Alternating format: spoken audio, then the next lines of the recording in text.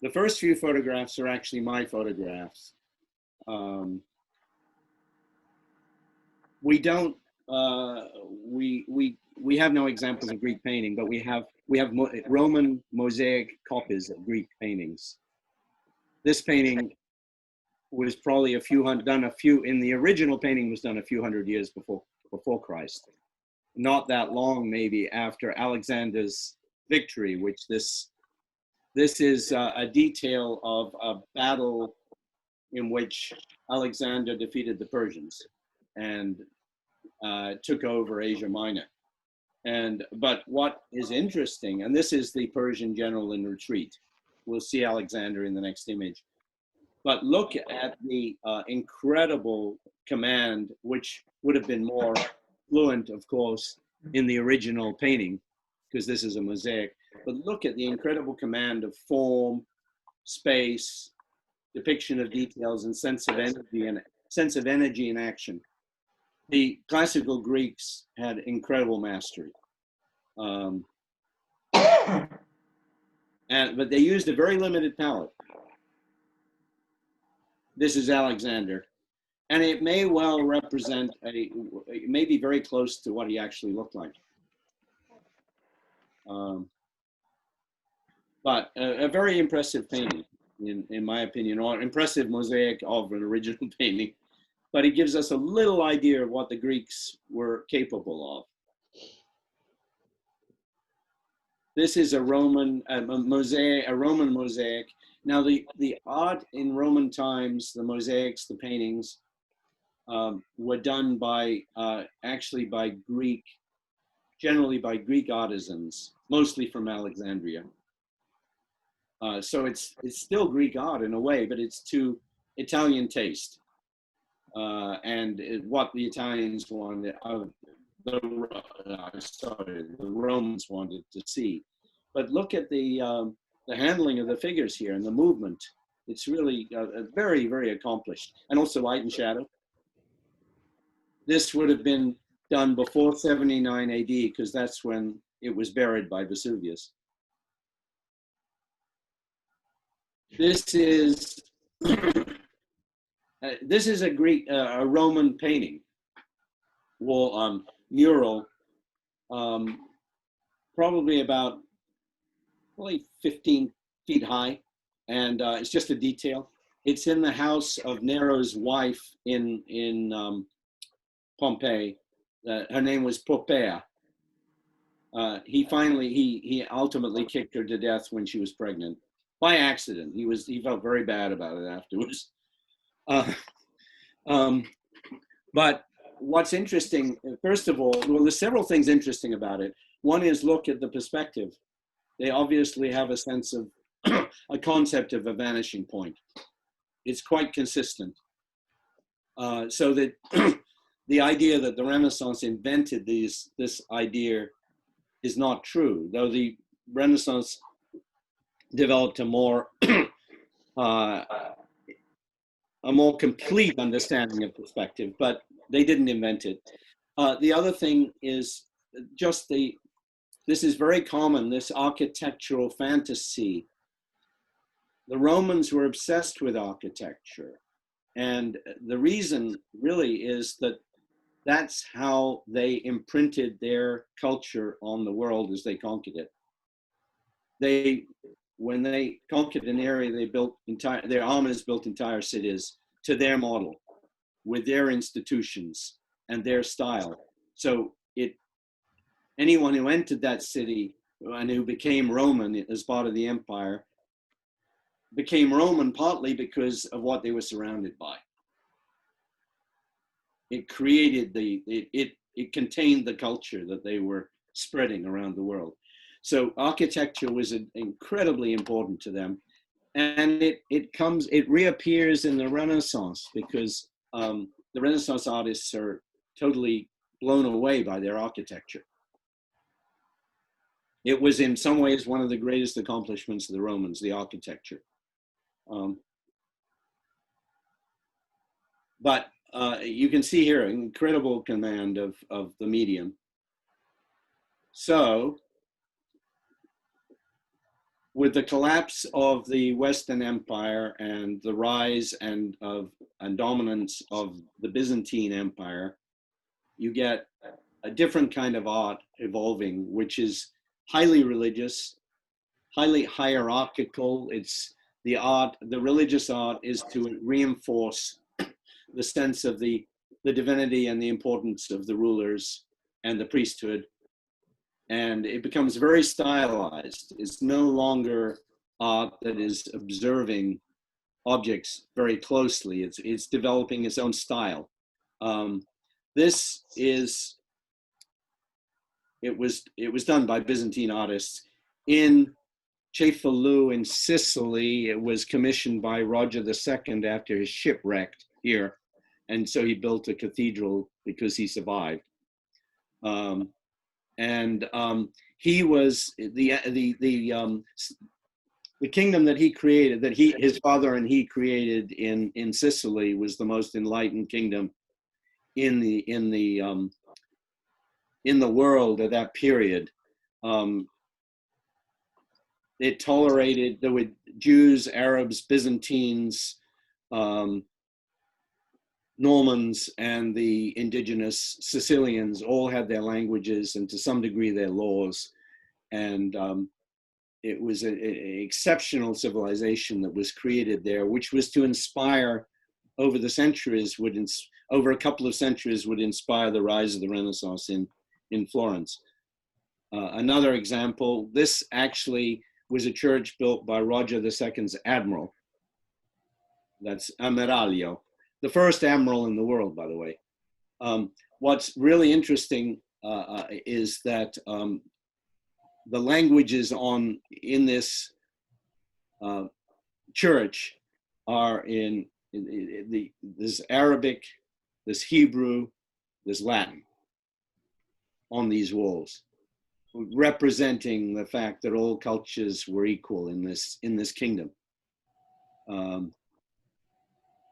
But a century later, there was a final late flowering of this civilization under Frederick II, and he created a court, which was the wonder of the whole of Europe, and it inspired thinkers in Florence at that time in the 1200s, including Dante, who started writing in the Vulgate, in the language of the people, inspired by the literature that was being produced in Sicily.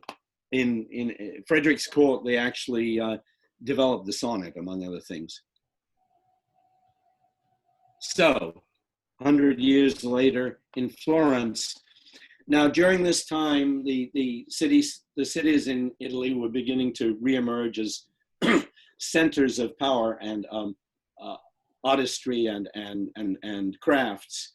And they were actually highly democratic. They were communes. They were known as, well, it's still called comune in Italian, but they were very democratic, and they were essentially collectives of self-defense, and they gradually reconquered and pacified the countryside around the cities so they could have trade again between the cities and between the rest of the world. And Florence established a trade route which enabled it to get precious fabrics and crafts items from the East, from China. And this contributed to its wealth, and it eventually established itself as the leading cultural and crafts center in the world, largely because they developed the double entry banking book and went into banking in a big way and established a currency, the gold florin, which became the currency of Europe. And they saw themselves as a rebirth of ancient Athens. It's interesting because Athens was built on silver, the first use of silver as a currency. First use of a currency, actually. But Cimabue was an artist who was trained by the Byzantine artists who were all over the peninsula at this point, doing work for the emerging city-states. But what's interesting about him is he's breaking with the strict Byzantine conventions, and his figures seem more real. They have mass, and this figure of St. Francis is quite realistic. And they're not in a, you know, they actually are occupying a real space. It's limited, but they are. Well, Cimabue, wandering around the countryside near Florence, sees a young boy, a shepherd, drawing on a rock, a really, really good drawing of one of his sheep. And so he goes to his parents and says, "Give this boy to me, I'll make him a painter." And the family agrees because they're a poor family and he's obviously going to do very well with a successful painter. And that boy is Giotto. And Giotto takes Cimabue's style and just fills it out and creates this kind of, for the time, shockingly powerful realism. Even to this day, he's one of the most expressive artists in terms of emotion and storytelling who ever lived. This is the betrayal of Christ with Judas kissing Christ. But look at his paintings were probably based on the religious plays of the time, which everyone would have seen and known. So everyone could read these paintings that he put up, and a lot of the priests didn't like them because they were too realistic. They broke so much with the Byzantine tradition, and the people looked like real people, but the parishioners loved them. And the Vatican noticed that it was getting a lot more donations in the churches where Giotto had painted his pictures. So the church was totally behind him. And this is one of, if you ever go to Padova, go to the Scrivenia Chapel. You only get 20 minutes in there, but it's certainly worth it. This is another painting from the cycle there. Look at the depiction of Christ here. You really can get his mental state. You know, he knows what's coming, and he's trying very hard to remain serene in this situation where these people are taunting him. It's quite stunning work. So Giotto kind of inspired this whole new way of looking at the world, and much more observation of the real world around them. And a century later, Brunelleschi, who was many different things. He began, like so many artists of the Renaissance, as a goldsmith, but he also did sculpture. But he became the premier architect and the first great architect of the Renaissance. This drawing it's the drawing for a painting he did of the baptistry, as you would see it standing in the doorway of the Duomo, looking at the baptistry. And he drew it according to the laws of perspective that he had figured out. He's the first one to really establish the laws of perspective in the Renaissance. And what he did with that painting was he had an eye hole that people could look through. He had a barrier and a little pinhole. And first they could look at the baptistry, and then he would slip in his painting based on this original drawing, and they would not be able to tell the difference. And that convinced people, and that was to prove to people that his system of perspective was correct. So this is very important and then at this point, the Florentine artists became utterly obsessed with depicting things in 3 dimensions, creating this illusion of space, very powerful illusion of space. So his friend and rival, who became the first great Renaissance sculptor, a rival of the ancients, is Donatello. He's the only sculptor I show in here, but he's very important because he and Brunelleschi went to Rome and studied the ancient Roman buildings and figured out how they were built, and also together established the rules of perspective. And the two of them had a huge influence on another artist we're about to see. But I'm showing this Donatello because this is Judith about to cut off the head of Holofernes. This became a symbol in Florence. After a certain point, you had a fight between the powerful families and the forces of democracy. The forces of democracy were basically the artisans who had created a democratic society, which would be overthrown by the wealthy families and then would return.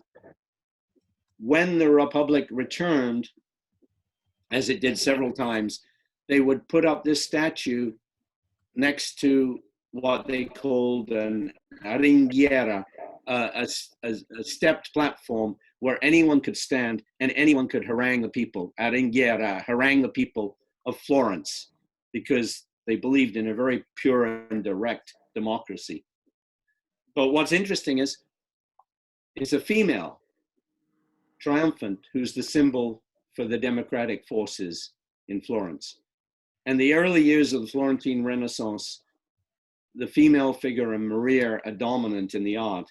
When finally the Medici, who are no longer good guys, come back at the head of a Spanish army and take over the city, the first thing they do is commission a sculpture of Perseus cutting off the head of Medusa. And they put that central place and they removed this statue. So the male, they saw, in other words, and it was dealing with the same thing right now, patriarchal authority is opposed and was opposed in those days to democratic, more feminine culture. It's an interesting thing to observe that it's right at the heart and core of the beginning of our society. Okay, so Masaccio, younger, but very close with Donatello and Brunelleschi, and they encourage him to go to Rome and study the ancients. And he's the first artist to really depict the human figure incredibly accurately and with some sense of space. This is a very famous, and it's also one of the first nudes in Renaissance art. And actually, Michelangelo and Leonardo both copied this fresco. And when Michelangelo was copying it, there was another artist there who wasn't very good, who he criticized. I think he made fun of him, and the guy broke his nose. But because Michelangelo was the darling of Lorenzo de' Medici, the other artist was immediately exiled from Florence under pain of death. This is the same fresco series in the same chapel in Florence. This is the story of Christ saying, "Render unto Caesar what is Caesar's," and he sends Peter to catch a fish and open it up, and in it is a coin, which he then gives. Can you see the whole of this? The whole of this painting? The image here? So. Yeah. Yep. Because I have the window with you in it that Oh no. yeah, okay. So but what's interesting, and this was common with frescoes, is here's Christ telling Peter to go and catch a fish and open it up, Peter doing it, and then over here, Peter giving the tribute money to Caesar's representative. It's all in the same painting. But look at the perspective here. You can see he's got it down. He's studied what Brunelleschi figured out, and he's got very consistent perspective. In some of the other paintings, he has much more, but that's because we're going fast review here. Whoops, what's going on? Why is that? What is going on? Why won't it move forward? Oh boy, why is it Make sure you clicked on the actual, it happened last time. I click on there first. Oh, okay. So I can do it that way too. Okay. Okay, an artist who, very, very interesting artist, Piero della Francesca, who stayed away most of the time from the centers of power and worked in the provinces. So he actually spread the new art throughout a large portion of Italy. He's also a brilliant mathematician who actually created the math, which is the foundation of computer three-dimensional imaging. He was very obsessed with harmony in his paintings and the mathematical proportions and perspective, as you can kind of see here. He was in Florence for a while, an influenced artist there. And he was in Florence when the Medici called a conference, a meeting of the Eastern and Western churches, so that the heads of the Greek Orthodox Church met with the heads of the Vatican in Florence at the behest of the Medici. And Piero della Francesca witnessed this, and he's using what he observed of the costumes of the Eastern potentates and church fathers in this painting, because this is the true cross having been found, according to the story, and presented to Constantine. This is a chapel in Arezzo. If you go to Italy, go to Arezzo. It's one of the most complete fresco cycles in existence. It's glorious. This is just one of many, many panels. This is another panel of the fresco. It's Constantine's dream, where an angel presents him with a cross. The cross is very small here and says, "Carry this into battle." He carries it into battle in the Battle of the Milvian Bridge. He triumphs, and then he establishes Christianity as the religion of the empire. There were other reasons he was doing it. This is the story. He actually, in the West, a lot of the ruling families were getting tired of the weight of the empire and was actually secretly shifting to Christianity. But what's interesting about this painting is it's one of the first night paintings in art, and beautifully done. And we'll see a reflection of it by an artist who was very familiar with Piero della Francesca, Raphael, later on. So Sandro Botticelli, who was the darling, another one, he and Michelangelo were darlings of Lorenzo de' Medici. And he was at the center of the humanist movement that Lorenzo encouraged, where they were more interested in the ancient Greek myths than in Catholicism. And it was also, Lorenzo was a famous libertine who died actually in 1492 of syphilis at a young age. But Botticelli, who's brilliant draftsman, his work it's decorative. It's into line. It's into the movement of line. It's the very opposite of painterly, and it's not really as advanced in its depiction of space as someone like Masaccio had been. This painting arrived in Florence around this time. It was purchased by the Medici and had a profound influence on the artists there, especially Leonardo.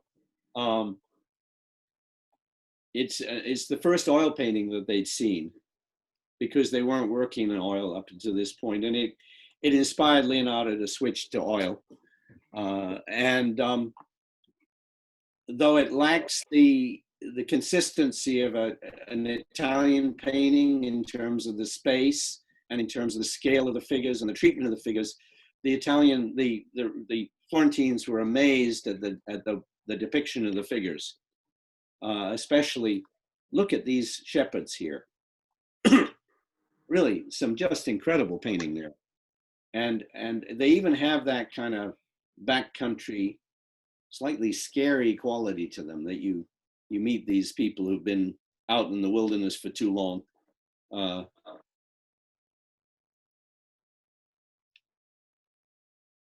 But he had a huge influence on, and another artist, I'm introducing two artists who had a big influence on the Florentine and the Northern Italian painters.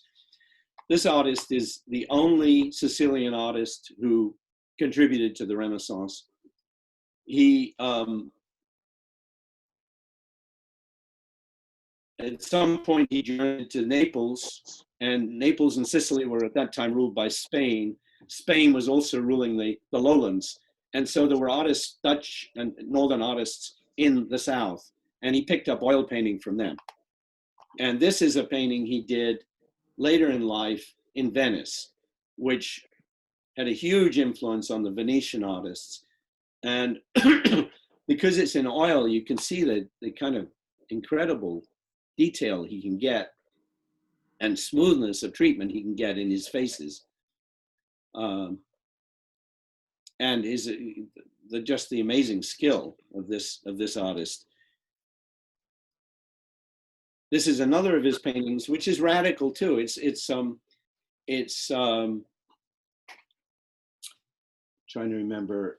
Yeah, it's this Salvatore Mundi. It's the Savior of the world. It's Christ, but it's a very unconventional painting of Christ, because you have to really know it. Church iconography to know that this is Christ. It's also interesting in that it's not the blonde Christ that's so often depicted, probably because he was from the South. He saw the Christ in the image of the Sicilians, who were much closer, probably resembled much more closely the original Christ than the later conceptions of Christ. There's another thing about this painting, though. This was in Venice when Leonardo went to Venice to advise the city on their defenses.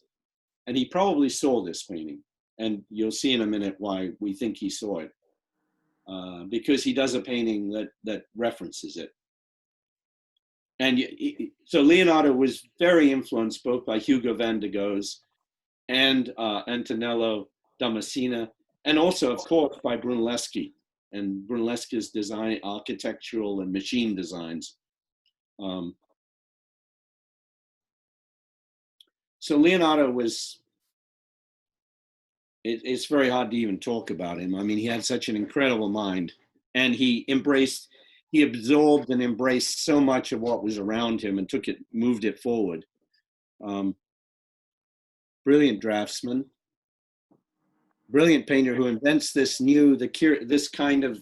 own kind of chiaroscuro, which is also called sfumato. It's a kind of a smokiness in the landscape and in distant objects. But look how it's very unconventional representation of the Madonna with Anne and John the Baptist. But because he's so obsessed also with geology, he has to put in his painting, and with nature, he very realistic depictions of plants. He was interested in everything, and his mind reached way beyond his period because of that. This is just a quick sketch he did of a landscape, but it's the first just sketch of a landscape in Western art. There's no religious implication, association. He's simply interested in the geology and the space. And of course, this is all being done with a pen that you have to dip constantly in ink, probably when he's standing there. But his notebooks represent a real interesting subject. There's everything in there. Machines, inventions, landscapes, anatomy, caricatures, and all of it utterly brilliant. His drawings of plants were really interesting because he was aware of the dynamics of the universe and the dynamics of plants, and it's in his drawings. They don't seem static.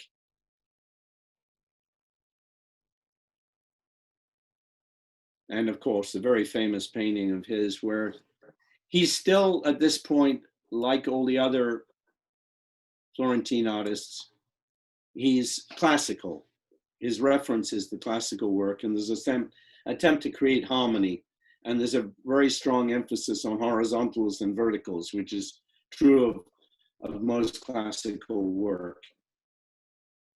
But the way he's handled the figures was quite new, that he's created this sort of, he's got the figures in groups of three.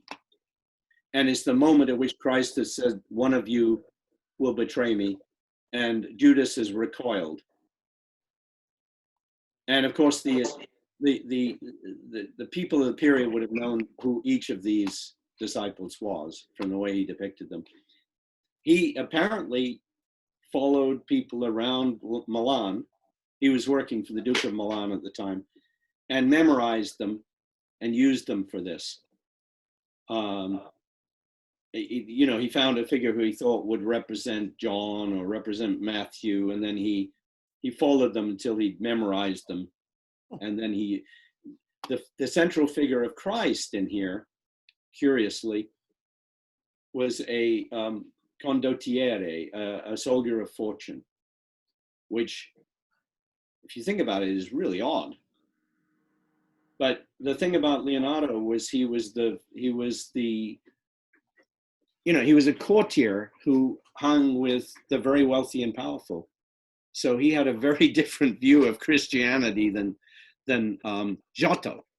Giotto has the common touch, and his Christianity is the Christianity of Christ and St. Francis. Leonardo's Christianity is the Christianity of the elite. And all his work is work for the elite. Ever since I saw that movie, Da Vinci Code, it really distorted my view of this painting. Well, the Da Vinci Code is nonsense.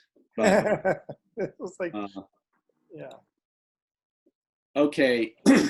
Now, back in Florence, he went back to Florence during one of the phases where it had become a republic and the Medici had been driven out. Both he and Michelangelo were there at the same time. And they were both commissioned to paint celebrating famous Florentine victories in the Piazza Vecchio on opposite walls. Neither of them finished their works. The Florentines were liked the idea of a rivalry, but it put too much stress on the two artists, I think. And they didn't like each other. Michelangelo, I don't think Leonardo hated Michelangelo, but Michelangelo hated Leonardo.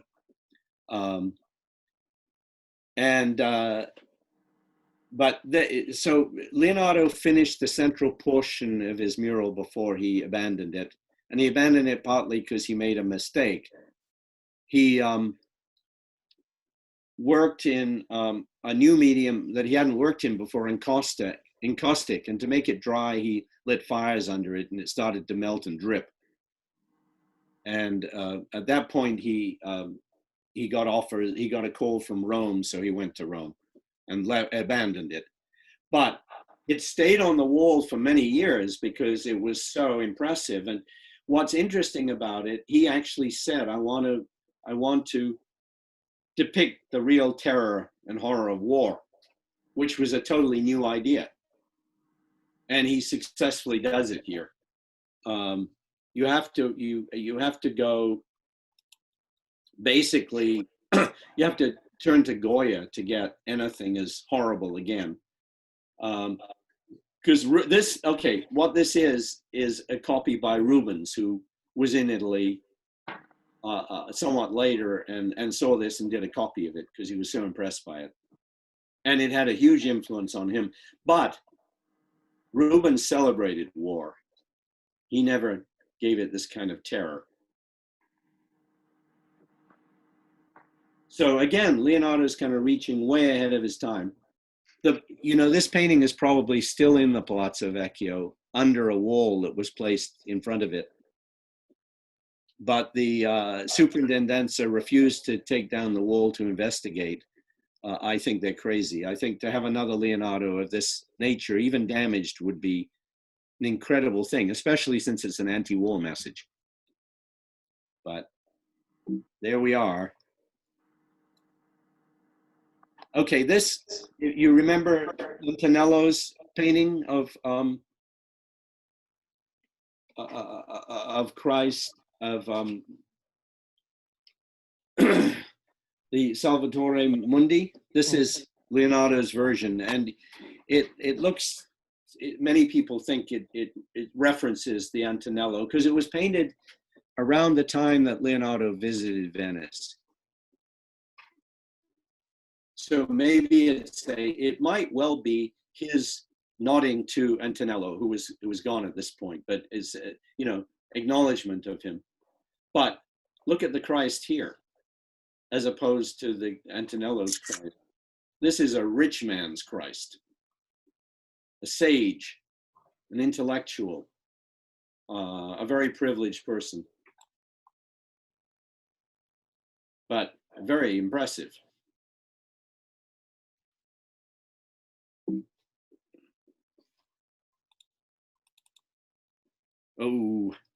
Oh dear, how do I get it to go back? Okay.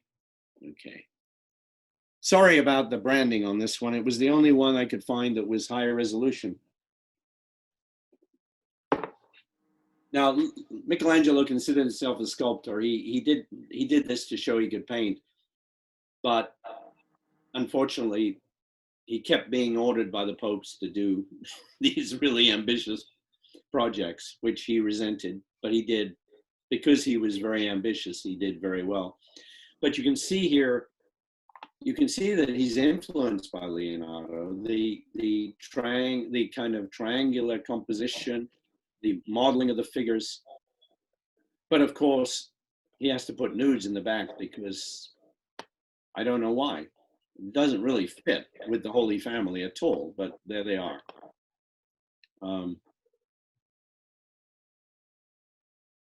Much later, he's already done the Sistine Chapel ceiling, which he thought would be the last big project he had to do. And then he's ordered by a later pope to do the Last Judgment. And really quite terrifying. But what's interesting is, just as Leonardo in the Battle of Anghiari abandons the classical format, Michelangelo here is moving into Mannerism, and maybe he's moving towards Baroque, but at least Mannerism.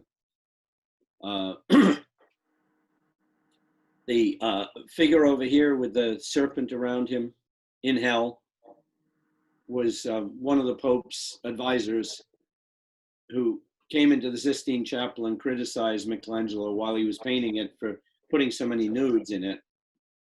So Michelangelo painted him in hell. And the advisor went to the Pope and he said, do you know what Michelangelo's done? He's put me in hell. And the Pope, can you do something about this? And the Pope said, I'm very sorry, but my jurisdiction doesn't extend to hell. Classic. Yeah, these popes at this point were incredibly worldly. They led armies, they had mistresses. They were, they weren't religious in any sense in which, well, maybe they're religious in the same way that some people in this country are, come to think of it. But anyway, this is, again, so he finishes the Last Judgment. He goes back to his sculpture, and then he's ordered by another pope. This is Pope, I believe it's Pope Julius III, actually. I'll know later when I get to it. But he, just a second, just looking at something here. Pope Paul III, sorry.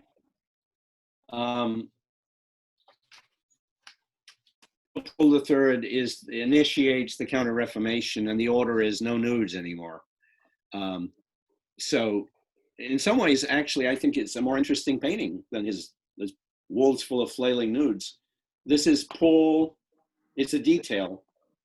Paul, Saul of Tarsus, has been thrown off his horse by a blinding light, and God talks to him and asks him why you're persecuting my followers, and he becomes Paul and becomes one of the great proselytizers of Christianity.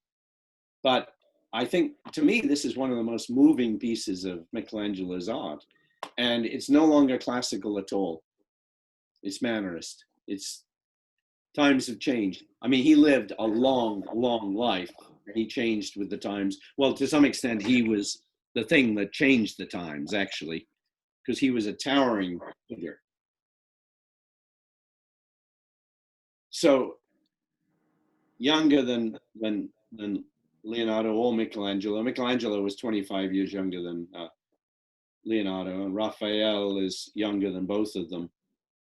Raphael from Urbino, who spent quite a while in Florence, and who met Leonardo in Florence and was really influenced by his work, is called to Rome by the Pope and given the job of decorating all these chambers, private chambers.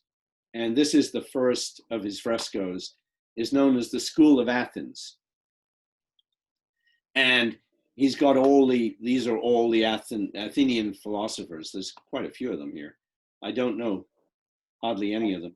But it's interesting. He puts himself in there, in white there, and he puts Leonardo, supposedly as Socrates, in the center here, which shows his reverence for Leonardo.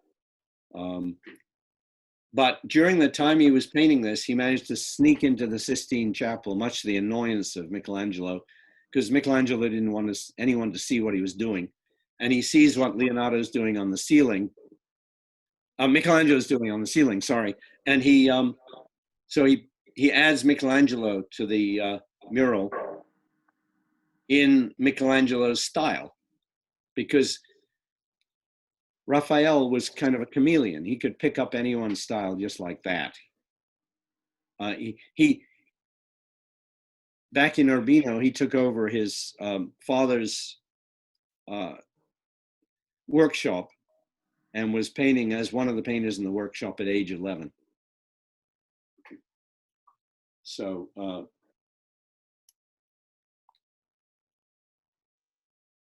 a detail of another mural by him. It's the angel coming to liberate Peter from prison, and the angel has put the gods to sleep. But if you remember Piero della Francesca's night scene, Piero della Francesca and Piero della Francesca was actually he and Raphael crossed paths, and Raphael was very familiar with his work in Urbino and would have seen his frescoes that we looked at earlier. So there's cross-pollination there, which is very interesting, and really interesting handling of light. This was his famous mistress, La Fornaera, who, meaning the baker's daughter, but the baker, the female baker. She was a baker's daughter, and Raphael was crazy about her. And the Pope actually had to set up a special chamber for her in the Vatican, because Raphael was wandering off to see her and not attending to his work. So the Pope made it easy for him to see her. But he was clearly in love with her, and I think this is quite a beautiful painting, actually, and shows what he could do with the figure.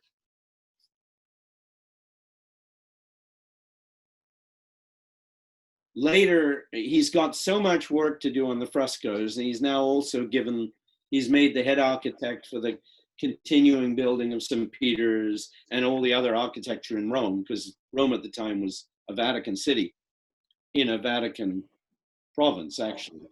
The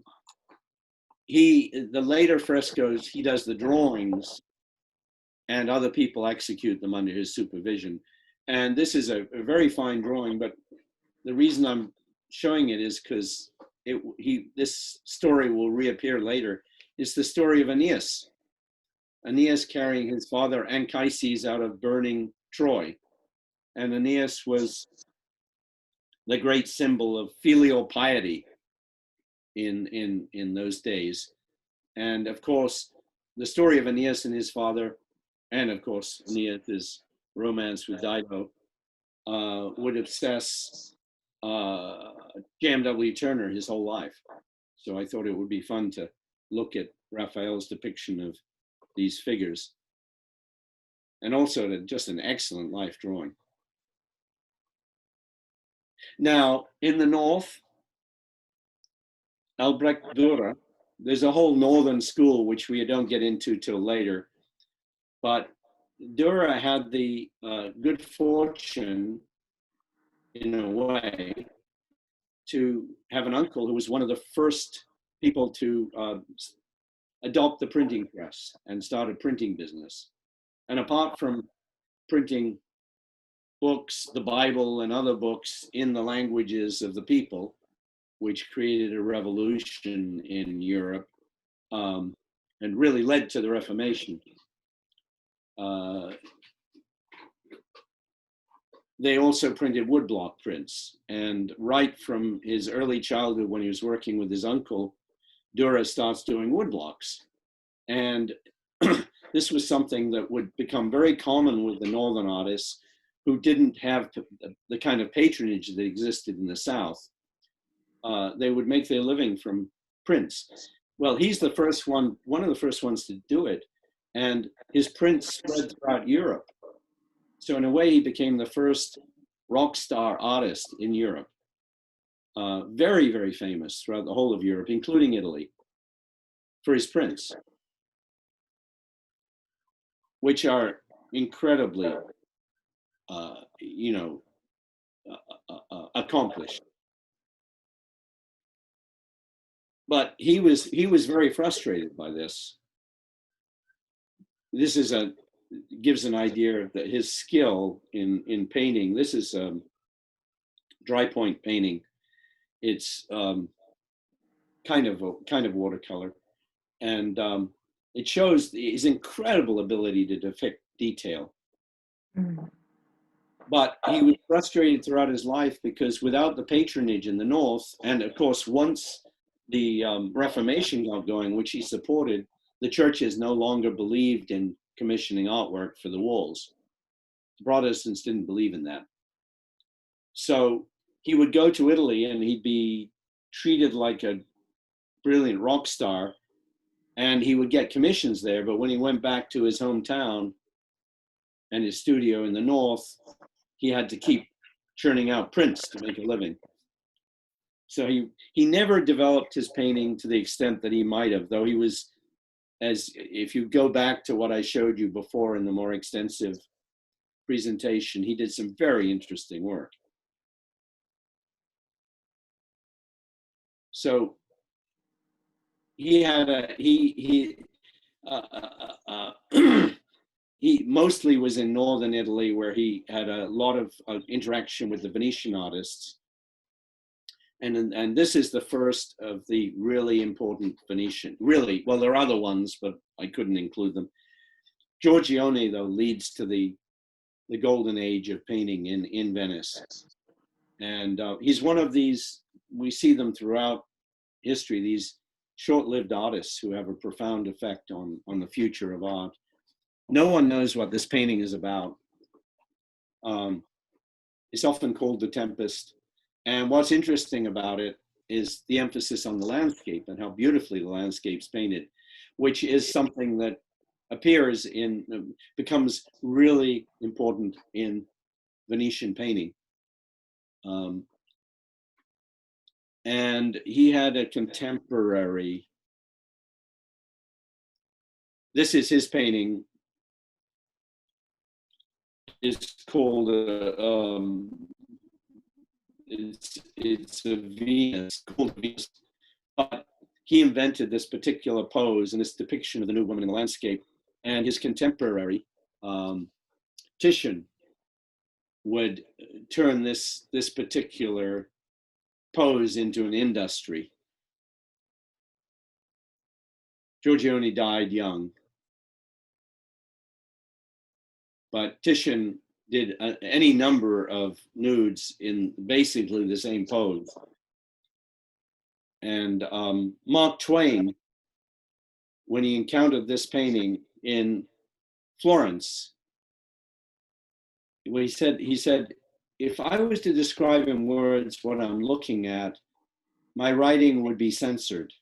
And yet someone is able to paint this and hang it on a wall. This is the most, I don't remember the exact word, but something like the most sinful painting in Western art. He was really quite shocked by it. It is a provocative painting, especially the way she's looking out at us like this. You know, it's also a very beautiful painting and shows his command of color. And he also could paint even looser. This was when he was in Rome, and this is actually Pope Paul III, who establishes the Counter-Reformation, talking to his two nephews, of whom he doesn't have a great deal of, for whom he doesn't have a great deal of respect. It looks like he doesn't maybe trust them. Titian painted this painting with the idea of giving it to the Pope, but he finally decided the Pope wouldn't like it, and he took it home with him. It's really very radical in the looseness of the brushwork and the kind of informality of the poses. And while he's in Rome, he has a conversation with Michelangelo, who tells him that his painting's pretty good, but his drawing is bad. And that drawing line is the foundation of painting, to which Titian replies, no, color is the foundation of painting. And it's an argument that will go on for the rest of art history, really. There's two schools which are constantly competing. Okay, Tintoretto, another Venetian painter who has great respect for Titian and really deeply admires Titian, but he wants to put more action, more movement. He's part of the Mannerist movement that's seeking to break out of the more classical model that a lot of the earlier painters were working with.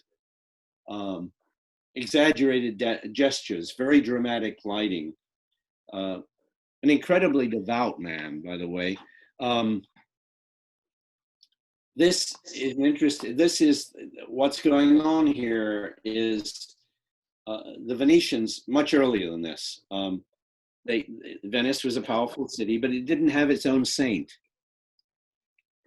So some enterprising Venetians went to Alexandria and stole well, here it's the body, but I think it would have been the bones of St. Mark, and took them back to Venice so that Venice would have its own saint. And what's happening here is they've located what they think is St. Mark, and St. Mark appears to them. Well, there's two different parts here. They're taking the body down and it's on the ground here. And he comes up and he says, yes, this is my body.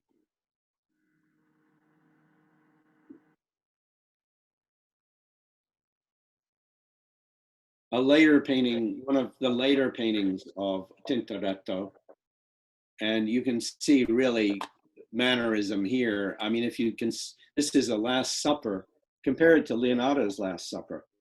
Everything was horizontal. Christ was in the middle. Here, Christ is in the middle of middle distance, and the focus of attention in the painting is actually this maid or this whatever she's doing here, waitress, who's beautifully painted, actually.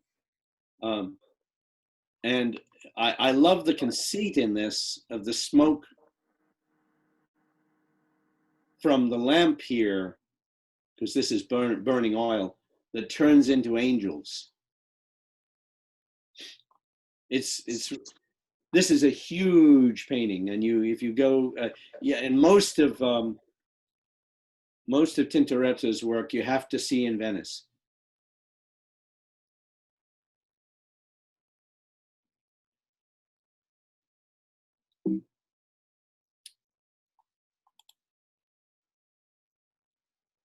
So now we're moving from mannerism, not in this painting, but this artist, into Baroque.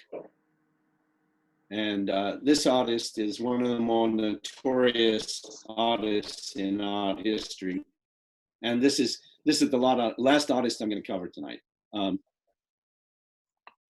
He's actually from a little town near Milan. He's very familiar with the northern Venetian artists, and because he was from around Milan, he's also familiar with, and his family was distantly connected to the Sforza family that had ruled Milan when Leonardo was there.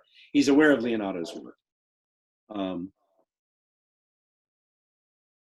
And in the beginning, when he gets to Rome, he arrives in Rome penniless. He hangs out with all the wrong crowds, gets into brawls, gets into all kinds of trouble, which he will do his whole short life.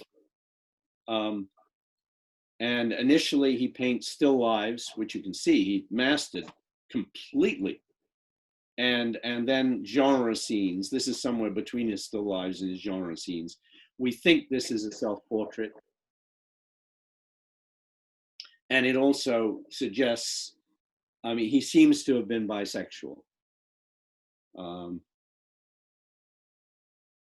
But it's quite an amazing painting. But he was seeking something bigger, and he finally got a commission to do some large, ambitious works. And this was one of the first of them, The Calling of St. Matthew. And this is Christ, and this is Matthew. Christ saying, "Come with me," and Matthew saying, "Me?" He's been gambling here. And apart from, there are a number of things that make this a radical painting. First of all, it's the depiction of an everyday sight, any Roman tavern, right? There's a dramatic lighting that has never been seen before in Italian painting, where the figures actually disappear at places into the shadow. And the final thing is, he didn't do any preparatory drawings. He works directly from life for these. And it's interesting that most of the revolutionaries, because he's highly revolutionary, he has an effect, he influences a whole number of artists up through Rembrandt. It's interesting that many of these revolutionary artists go back to nature and find something new in nature. And that's clearly what he was doing. He broke with a lot of the iconography of his time, and he got in a lot of trouble. He would show Mary, after her death, lying prone with her feet visible with dirt on the feet, which offended people. This is the painting, Maria, that we tried to see in Syracuse in Sicily, and we couldn't see it because they had a great big statue of Saint Lucy, because it was her saint's day in front of the painting. But this is the burial of Saint Lucy, Santa Lucia, who is the patron saint of Syracuse in Sicily. She was tortured to death because she refused to make love to the Roman governor back in Roman times. And but here we see, this is one of the interesting things about the kind of painting he's doing. apart from the drama of lighting and the dramatic movement of the figures, he hasn't put the most important thing in the foreground. It's the grave diggers who are in the foreground. At this point, he's killed someone in Rome. He's had to flee to another jurisdiction, which is southern Italy, which is ruled by Spain. And he gets into more trouble. Everywhere he goes, he gets into trouble. And he's actually in flight. He believes he's being pursued by someone who's really angry with him. He probably was. He's gone very paranoid, but he's still painting amazing paintings. And I think that's the end of tonight's presentation. So, Cassandra